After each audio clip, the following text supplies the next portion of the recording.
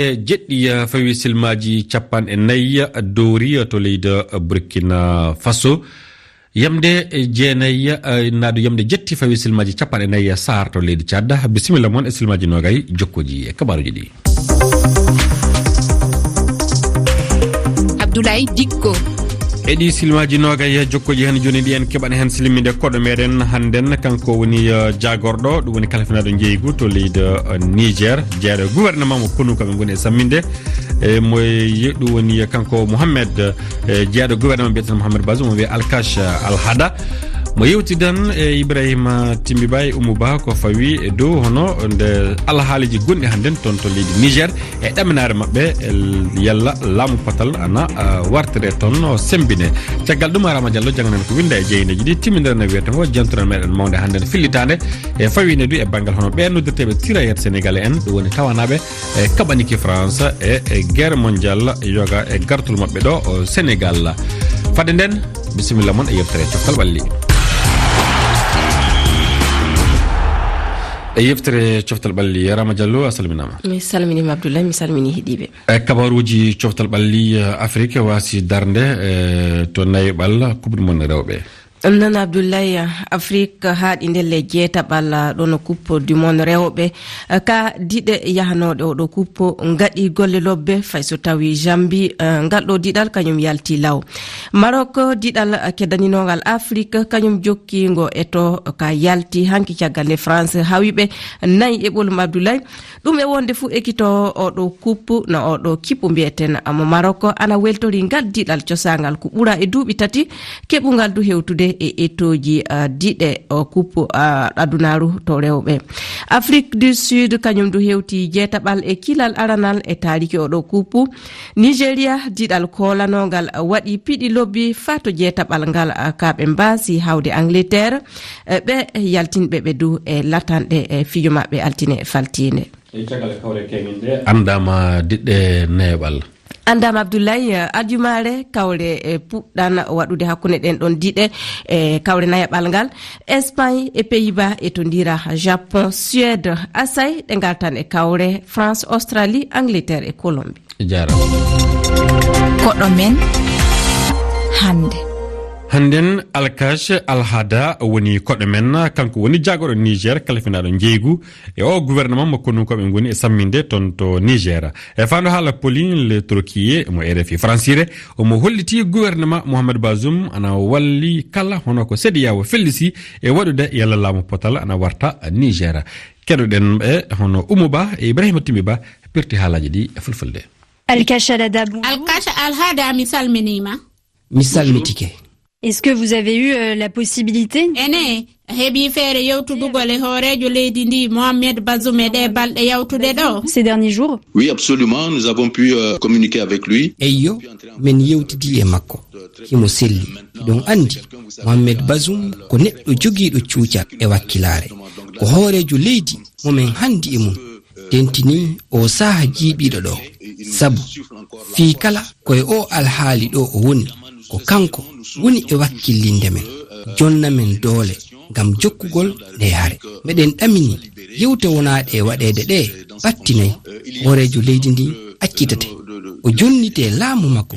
pelle heewɗe no gollude fuɗɗori CEDEAO haa e leyɗe goɗɗe hono leyɗe ndentuɗe Amérique leyɗe Europe wondude e leyɗe goɗɗe e nder windere nde so ɓe waawi dartinde o alhaali e nder kaldal e kawral menen ko ɗum men faala. Par la négociation, évidemment, c'est cela que nous souhaitons. Et justement dans les efforts diplomatiques. nder golle diplomatie wonade e waɗede ko honɗum woni golle mo e nder mum an walla jagorɓe woɓɓe hiɗon golludude e fewjodeteɓe ɓe pelle adunayankoje immini kañum e CEDEAO. Et avec la CEDEAO? Écoutez, de ce point de vue-là, menen e CEDEAO meɗen jokkodiri wono hoorejo jagorɓe amen on Mahamadou Oumoudou wondude e ministre jo halfinaɗo jokkodiral hakkunde leydi amen e leyɗe janane ɓen fof ɓe etori wakkilare mawde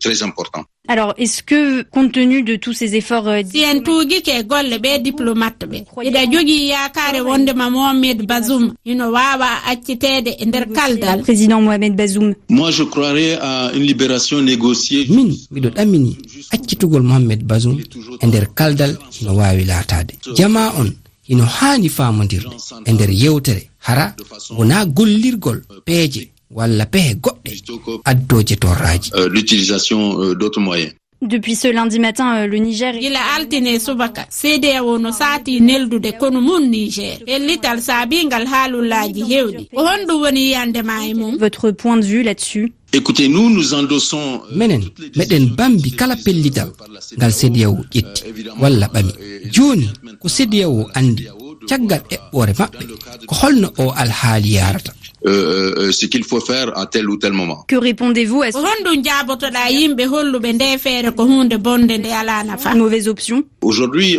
Bazoum incarne le futur. Hande ko Mohamed Bazoum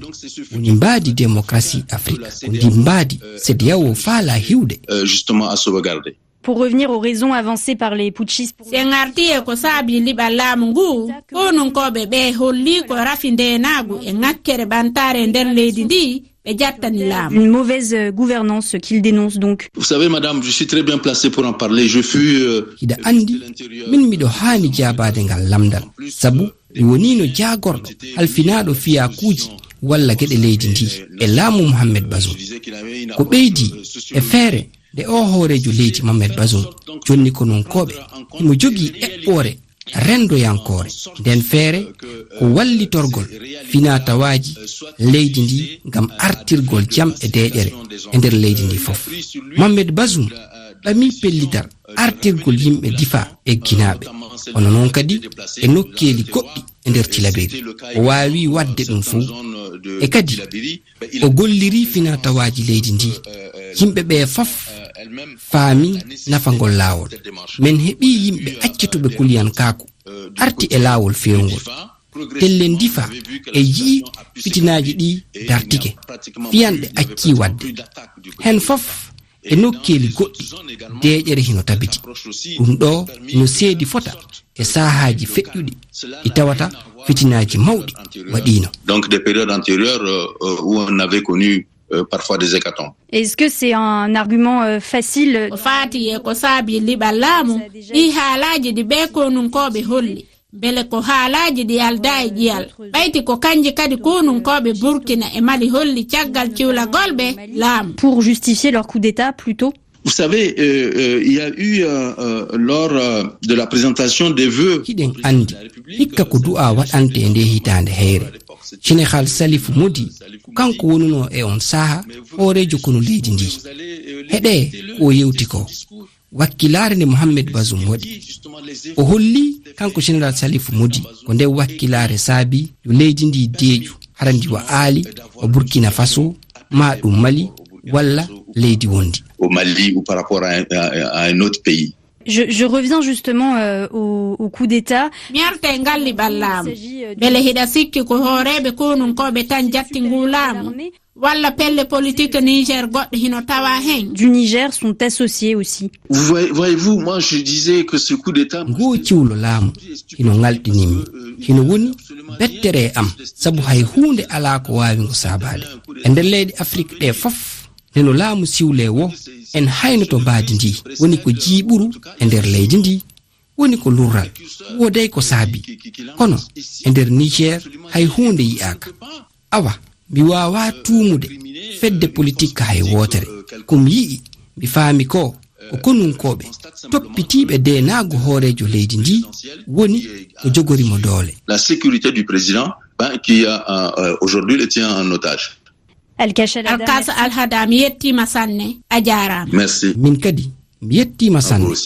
On fof on jettama Alkash Alhada jagorɗo Niger kala fiɗon jeygo wonno koɗo meɗen Ibrahima Timmi Bay Oumou Ba pertuno haalaji ɗi komo yewtino ko haɓɓude e kabaruji Niger. Ko winda e jeydeji ɗi Rama Diallo a salminama. Mi salminima Abdoulaye. Nelaɓe CEDEAO dental Afrique oni e keɓay jaɓɓede to Niger kengen. Non ɓe keɓay jaɓɓede ko waɗi ɗum lamdi jeydeji kewɗi hande Abdoulaye. a ñameya wi dabare helti jomum non aranen fu sabu fedde CEDEAO e hoore mum andino faddade yahwata hakkunde leyɗe goɗɗe Afrique hinangue e Niger kono koɓe Niger naftoroken ɗum wiide ɓe keɓay hono fanden du ɓe keɓidaki udditande ɓen ɗo laawol e hawnjudenago ɓe waroɓe wakkati nde ɓeɗe koliji Niger jowi sabuɗe jukoyɗe CEDEAO fawe leydi maɓɓe fadde alhaali kaldan e tabitinde nafande jibtade CEDEAO kam ana ay ko jonde heere kasinto Abuja ko ne jonde waylata lamde le jeli non Abdoulaye cagande CEDEAO wasi hitude dalili faddade ɓe konunkoɓe samminɓe laamu jayde le jeli ana ƴamiti salla fedde nde hemtoma dalde muɗum kasim salla ni woni fedde CEDEAO wasi na ronki kasim du hawju gadɗo luhuran ko Gibola Tinubu e jonde faltine nde ɗum waɗino kala ana sikka CEDEAO wayli dabare hemtade doole joni noon ñande kala ɓe konunkoɓe tetuɓe laamu to Niger ana jokki heɓude hoolare e balla koreji hoddiɓe ben CEDEAO kam ana e wasude nden ɗon hoolare sabu ñande kala joni alhaali Niger ana ɓeyda tiiɗude huɓindade wakkati sera to Burkina Faso kañum wi ko ɓuri joni woni e CEDEAO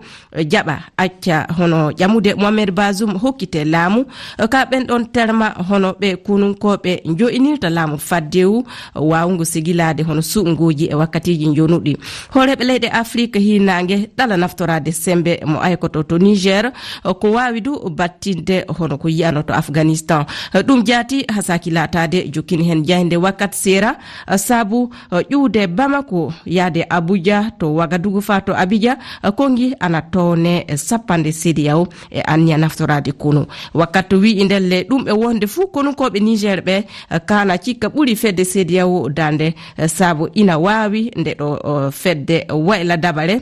kala koɓe mbawi waɗude tawa ɓe cuɓaki hono tawa ɓe cuɓoken Aldo Batta ma sosude gouvernement ɗum wasata haɗude CEDEAO ɓamude ko anni jaram hiɗon wawi sengorade internet VPN jokkon heɗade RFI fulfulde e manden kam gam ɗum wawa latade awte VPN e nder Apple Store walla e Play Store iPhone e téléphone mon caggal ɗum jokke heɗade men e dow laayi wowɗin wano ka lowre waji tati toɓɓere RFI toɓɓere FR ɓaral FF walla ka application Pure Radio walla e dow médiaji rendo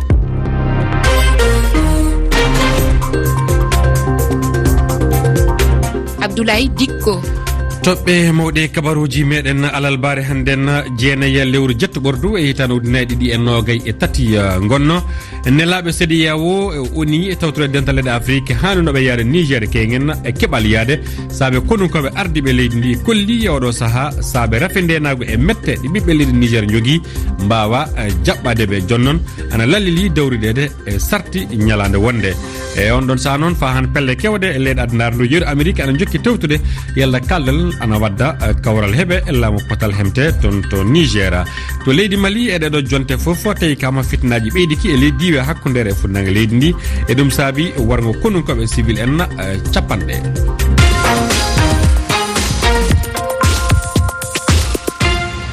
hannden e jantore meɗen mawde fillitade ɗo leydi Sénégal woni ko gonɗen e nde fawi e dow hono ɓeɗo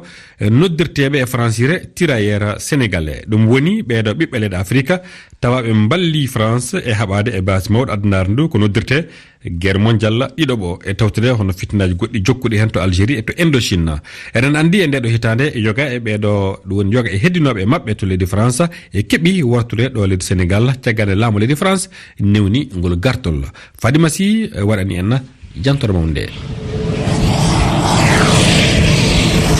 aljuma nogasi jeetati lewru nayoburu laana wirowo Sénégal tellimo to aéroport Blaise Diagne mo Dias nde yamdi 16 pawi silmaji nogas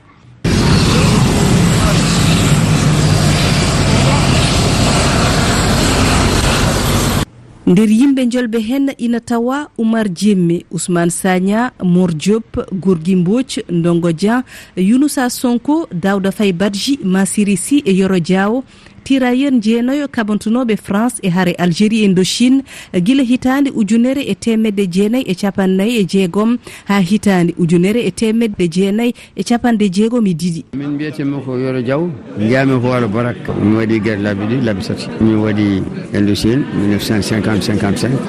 tomi komi jeeɗa kam woppude sehila ɓam fof kot gat ɓe mbi kam arata par ce que ɓe gandi kamɓe kala ma mi woppata ballu ndu bowal poɓɓiɗi ñaama poɓɓi gasata ɗo min gonnoɗo e boyeji en tout ça là suis soldat français yo garmi aduna ko 1928 so diwi jagorɓe diɗo e ambassadeur France dow e Sénégal besguji tirailleur en gari ha heewi jabbade ɓe Issa ko biyum Massiré Sy hande de vraiment ko weltare no fewi waɗi duuɓi ɓawono yahana ara ɗaccoɗo famille o mawgu ari kanko tan goto o wuuro toon wona e cuurel makko donc so Allah waɗi hikka ha Allah hokkiɓe ko wayni a famille o foof weltanima waɗi ɓesgu Massiré Sy weltade ni ko gurdam makko to France ina musno an tan e suudu ma min jii toon yimɓe ganduɗa cankima haade mumen yaltinede ma suudu dajjete ma pompier nodde pompier so ari dajjita suudu ndu jaltinaɗa ɗum Allah danni min hen alhamdulillah rabbil alamin an tan e suudu ma jabba ñalawma an fittante hoorema an upante hoorema an defante hoorema sa sohli sodoyde ganduɗa baguette de pain foko jipoɗa ala mo nelɗa minen wonɓe toon hakkude capanɗe jeetate joyyi capanɗe jeetate jeegom walla capanɗe jeetate nayyi walla capanɗe jeenayyi e ko fawi ande mbawa a wawide hono on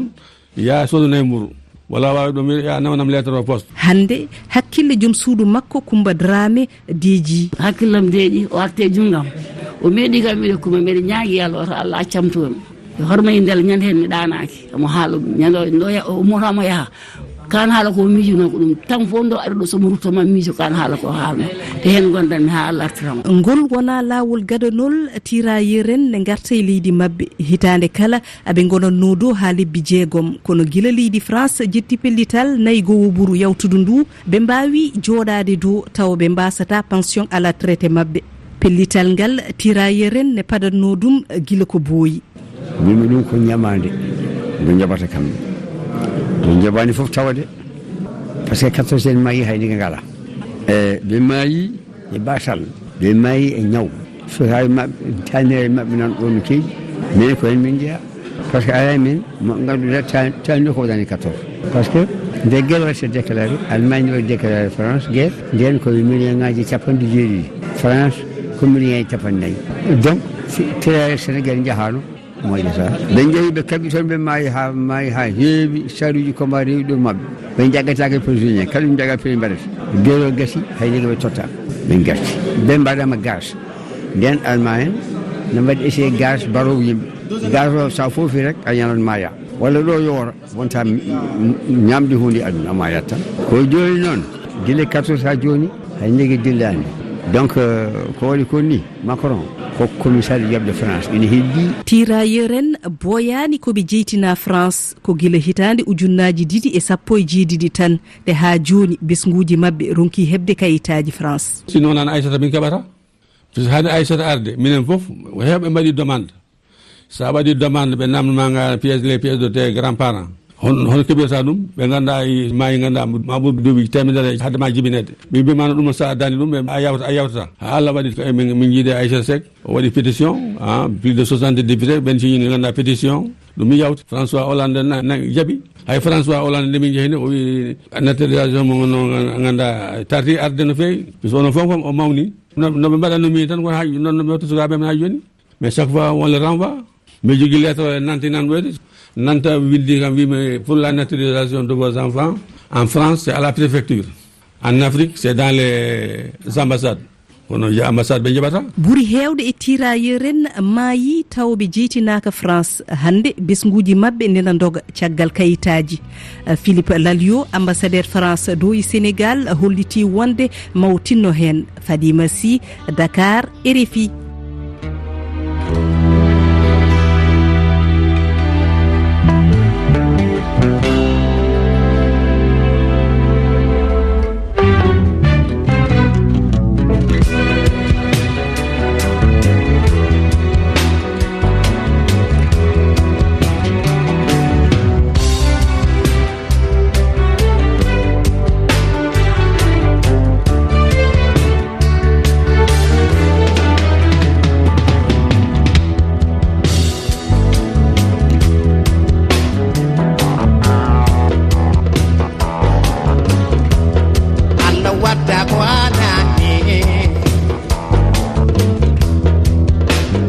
aywa sikke wala allah watta ko hana ni wona wiya baba malla ngol jimol fa wiye nde ɗo jantore mawnide Fadima Sy waɗani en